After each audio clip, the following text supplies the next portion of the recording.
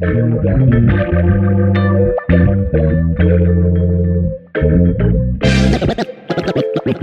begin. Hi folks, well I decided to film this video in outer space because we're going to be talking about stars a little bit in our story for this week. We're looking at the story of Abraham as it's told in the book of Hebrews. Now, we don't really know a lot about who wrote the book of Hebrews, but what we do know is that it has a lot to say about the idea of faith and our trusting in God. And today we're looking at how it describes how Abraham and Sarah followed God and believed that things were going to go okay when God invited them to head off into a world that they didn't know. And they believed God when God said that they were going to have kids, even though they were, well, pretty old and past childbearing age. Let's talk about a couple different things. The first thing is, who were Abraham and Sarah?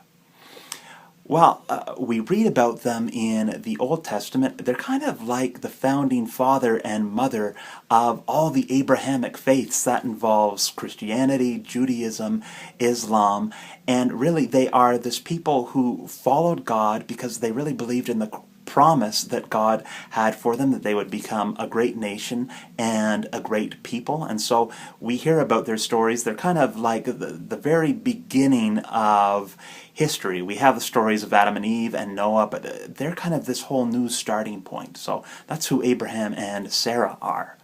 Now, another point that'll probably be helpful for us to look at is, why was it so important for them to have all of those kids? And, well, not just kids, but inheritors to their promise. Now, in the story, we hear that Abraham is going to have, and Sarah is going to have people, inheritors who are going to be greater in number than all the stars in the sky. Well, that's a lot of descendants to have. What we believe in the Christian faith is that it's not only people who were biologically descended from Abraham, that is Abraham's descendants and the descendants of Sarah, but it is all people who enter into the life of trust and faith with God that become those descendants. So really, we're a part of the descendants of Abraham, and so we know that these promises are for us as well. Now, one more point that I think would be good for us to look at.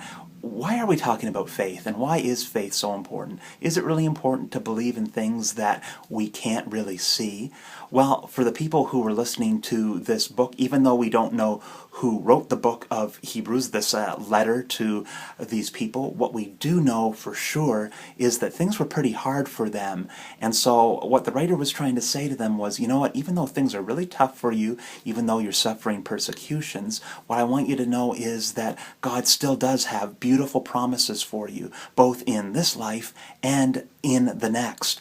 And so we want to be a people of that faith too. We want to not just be consumed by maybe sometimes when things are not going so great for us in life, but we want to know that God always has promises for us. God always wants to be able to share God's love with us, and forgiveness and grace and hope and all of those good things that we celebrate when we come together as a people of faith. And so that's why it's important for us to be able to remember, even when things are not going so great, that God is there for us, and even though we can't see God, that those promises will be made real for us in all kinds of different ways.